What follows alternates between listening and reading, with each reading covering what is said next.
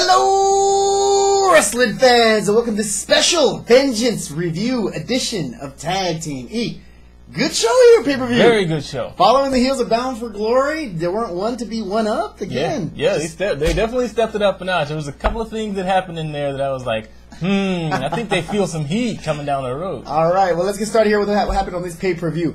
First thing is the Tag Team Championship match between Air Boom, Jack Swagger, and Dolph Ziggler. Now, of course, Vicky Guerrero comes out first, announcing, excuse me, likes to announce her boys one at a time, like Ricardo Rodriguez. Yeah. They come out, followed by the champions, Air Boom, again, with new music coming out, mixing it up. Yep. Air Boom ends up defending in this, but, again, action-packed match from the beginning. Yeah, this match, it showed a lot about, first of all, I think there's a lot of good things that are coming Dolph Ziggler's way. Even though they lost the match, Dolph Ziggler sells out like none other. There was at one point, Kofi Kingston delivered a monkey flip on Dolph Ziggler. Normally a monkey flip, they flip over one time, right, and you're done. Dolph Ziggler did, I think, 540 degrees, ended up facing the other direction, and then, came with the classic Family Guy style flop, like he ended up dead. It was just awesome. Dolph Ziggler, he's gonna be, I'm calling it, he's gonna be champ. He's gonna be WWE champ at one point or another. Well, he was heavyweight champ already once. It was short-lived, but he was the heavyweight champion. Now, again, whether he's going to be WWE champion right now, probably not soon, but again, why not? At one point or another, the guy has everything. I'm calling it. The guy's, I mean, he's been selling out forever. Yeah, for real. He's one of the better guys that they have on the roster right now. Absolutely, no disagreement there. After that, again, no rest for the weary. Nope. Dolph Ziggler. Speaking of Dolph Ziggler, he has to defend his U.S. Championship against the Broski, Long Island Ice Z. Yeah. And another good match, the Dolph Ziggler versus Zack Ryder.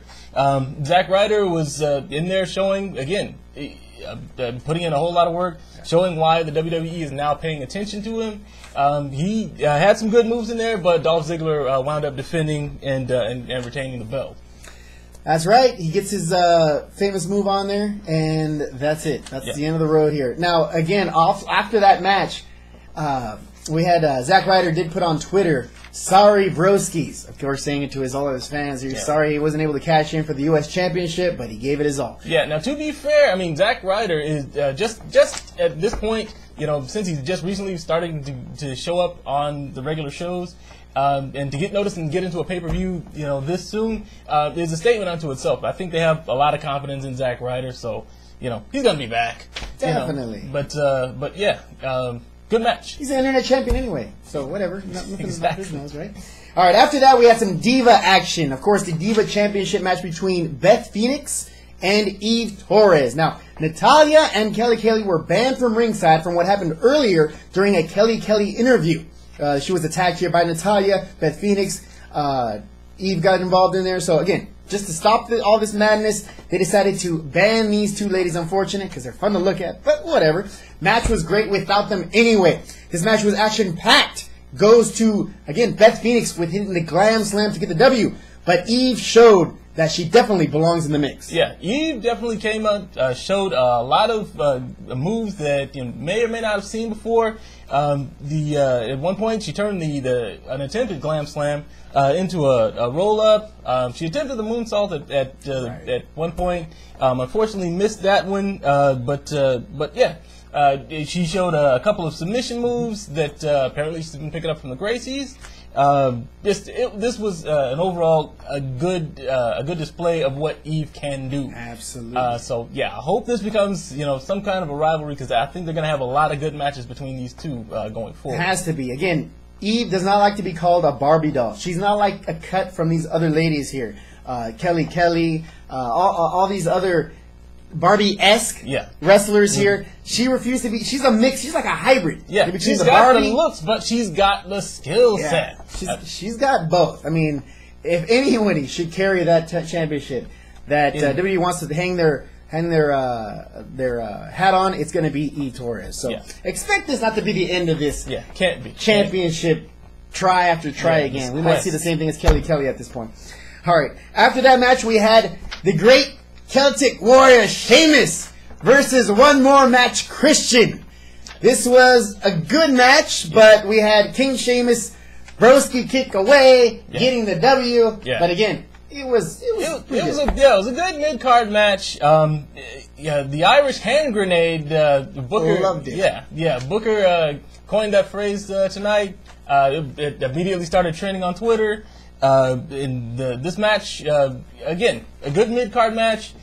Christian and Sheamus, this is always a good mix. You're going to get a show out of both of these guys. But, yeah, in the end, Sheamus took it. Absolutely. After the attempt on the spear by Christian, Sheamus found it a perfect opportunity to drop the bro kick on him. And that was all she wrote. So, again, nice. Again, the ball is rolling here for King Sheamus. Yeah. Match after match. After that loss here at SummerSlam, still carrying the W's after W's. Yeah. It's only a matter of time before WWE has to stop ignoring him and give this guy a title shot. Yeah, it's going to happen. Absolutely. Once that match is over, we have The Miz and R-Truth against Triple H and CM Punk. Now, this is where all the drama and action began. We had these two guys. Wow, this tag team was a good tag team match. Yeah. Back and forth the way it was going. Oh, yeah. Until we got interruption by Kevin Nash, making an appearance back in the WWE. Again, everyone's saying, oh, he's no longer associated. He's banned. Maybe John Laurinaitis had something to do with that. I reckon so. Yeah. John Laurinaitis handing out opportunities around here. At one point, Triple H got the Dennison's DDT on R-Truth. Mm-hmm. CM Punk got the high knee on R-Truth also. Going towards the end of the match, R-Truth and the Miz were actually able to get the skull crushing finale actually on CM Punk after they double teamed him. This was after Kevin Nash, while he was in the crowd, he went ahead and decked Triple H as he was following up on some beef against R-Truth outside of the ring. He took him back inside of the ring, got the jackknife powerbomb on Triple H. Didn't land too. Yeah. Flush. Yeah. Came down sideways on Triple H's shoulder, and it was a bad look. It looked like he was favoring that shoulder as he came out of the ring. Don't know if it's serious or, just a dinger, but that looked bad. So might not get a whole lot of opportunities if you keep hurting the competition. Kevin Nash. Yeah. They have to still be able to work the next day. I mean, it's great to see, but if the guy can't walk it off. Strike one. That's not good. Not good. Of course, as he mentioned here, the skull-crushing finale was applied on CM Punk, and that was all she wrote in that match.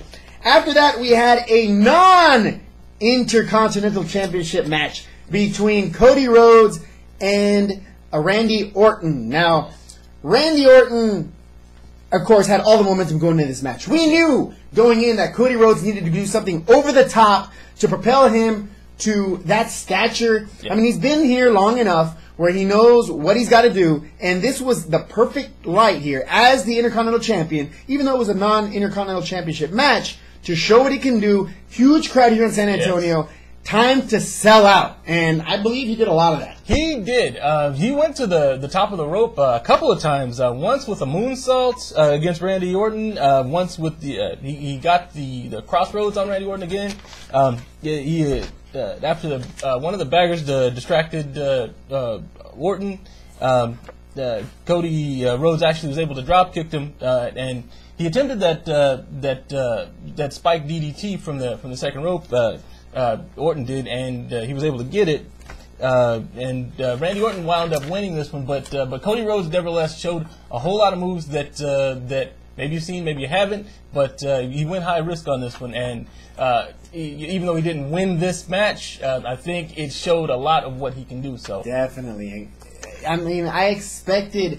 Even though we had this match, non-championship match, of course, we knew it was going to go. Especially when they announced it's non-championship match, you know right away it's going to go to Randy Orton. Yeah. But the way it went to Randy Orton, the definition of a classic match, even though you know you're going to lose, sell out, put the body on the line, and you know what, I might lose, but because I'm selling out, I'm going to get another shot at this. Yeah, exactly. So, even if he does, this ends up losing the belt at one point, and Randy Orton, lo and behold, has the belt, legitimate argument here for a match. Because what he did here in this match itself.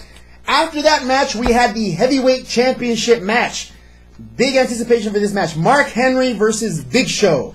And what to say about this match? This match back and forth, which you expect. These guys try to one-up each other, going off the top rope over and over again against each other. Finally ends when, again, Mark Henry from the top rope suplexes Big Show. That's right, from the top rope. And cripples the ring. Yes, the ring collapsed after Mark Henry did this giant suplex on Big Show. This was... it happened, I think, one other time against Big Show a long time ago. Brock Lesnar? Brock Lesnar. Nobody really expected it to happen again, and so this was huge. Both of the competitors actually got carted away. Well, Big Show got carted away because he was cooperating. What? Mark Henry was like, I don't want any help. He tried to stand up. Again, started falling sideways, which is kind of what you do if you got, it shook up a little bit, but half a knockout. Right. Played out. Yeah, and eventually he allowed the people to help him get to the back. But this was a great match, back and forth again, doing moves that nobody would expect from guys this big, going to the top rope, not to be seen. This was definitely a good match. Now, again, once this match was over, after Mark Henry staggers to the back, John Laurinaitis comes out and says, I am going to show you that I'm going to do what what you guys want to see. And this match, even though they might not be able to continue, we will have a champion of heavyweight champion announced tonight. What? I mean, these guys are crippled. Yeah. Are you going to strip Mark Henry of the championship and put it up for grabs because you have to have a heavyweight championship match? And John Laurinaitis' response was nothing. They move on to the next match. And there we go. So we goes into the main event. We have Alberto Del Rio, the WWE champion, versus John Cena and the X Factor, a crippled ring. Yeah. Okay, a ring basically on hydros. Pancaked. Yeah. And here we go. Now there's no ring support, rope support. So that's been collapsed here, and the ring's basically on 3 legs, but the match happens anyway. Now this match ends when, lo and behold, we have some assistance from The Miz and R-Truth begin to attack John Cena. Yeah. Not enough here. So it looks like even though they both hit their finishers on John Cena still manages to get up. Finally ended when Alberto Del Rio crowns him with a belt over the top of his head, and Cena isn't able to wake up by the 10 count. Yeah. R-Truth and The Miz come in. This apparently was what the opportunities that John Laurinaitis was talking about when he was talking to Alberto Del Rio backstage earlier. But this match was nevertheless all over the place. You got to give it up for both of these guys. At one point, Alberto Del Rio dropped 3 suplexes on John Cena, one after another. Alberto Del Rio dropped a German suplex on Cena, and out of reflex, I think he went head backwards. I didn't see it at first. Scorpio caught it, and just because that's how you normally do it. But on that tilted mat, it looked like he might have tweaked his neck. Bad, looked bad. Go ahead. Oh yeah, I mean this guy's done that for years. That was his finisher back in CMLL, but he wasn't able to land it right, of course, because the factor of the ring. The ring played a big factor here in both of these guys' maneuvers. A lot of these moves, had to be altered a little bit to compromise here for the lack of the ring. Yeah. I mean, at one point, John Cena was going for the 5-knuckle shuffle, which, you have to bounce off the ring. He looked at the ropes and was like, whatever. I mentioned that before the match. Like, how can he execute that 5-knuckle shuffle here if these... Oh, he improvised. Yeah, he's like, screw it. Standing 5-knuckle shuffle. I don't really need the ropes. Come on. Yeah. And at one point, Alberto Del Rio stuffed John Cena under one of the collapsed ring posts, and then ran up, jumped on the ring post, and vaulted off of it. Ugly. But this match went all over the place. Backstage, Cena tried to drop a gigantic storage case on top of Alberto. Alberto went up on one of the lighting stands after putting John Cena on the table. He was getting ready to fucking AJ Styles. There's AJ Styles on here from 25, 30 feet, but no, not that high. Yeah, not quite that high. And John Cena stopped him from getting up and pulled him down. And Alberto Del Rio was the one that wound up collapsing the table. So lots of selling out in this match. Del Rio ended up taking the brunt of the abuse, the bad side here of these moves. Especially when he got tossed outside of the ring, flew across the floor and hit the barrier there where the fans divide the fans to the ring. I mean, Del Rio was selling out hand over fist, Yes. trying to make his mark, saying, I belong here against this man, and I deserve to be champion. Again, he proved it to me. I think he proved it to Booker T. Michael Cole's always been on his bandwagon, but he proved it, I think, to Jerry the King today. Yeah. I mean, you can't take anything away from what he was doing. Putting in all the effort, selling all these huge moves. You can't say anything bad. You can't say he didn't earn it. I mean, Del Rio, man, bringing it hard. Yeah. Now, after this match, show went off the air. So what happened with the promise from John Laryngitis saying we're going to have a heavyweight championship match in San Antonio? Huh? Okay, well, this guy's starting to break promises here to the WWE Universe. Doesn't bode well for him. Yeah. We'll see what happens here on Monday Night Raw. We will, again, have the live coverage of Monday Night Raw during the show. And, again, after that show, WWE review. So stay tuned for that. For myself, Cesar Scorpio, alongside Invincible Vincent. Hope you enjoyed Vengeance as much as we did. Have a good night. See you Monday. Take care.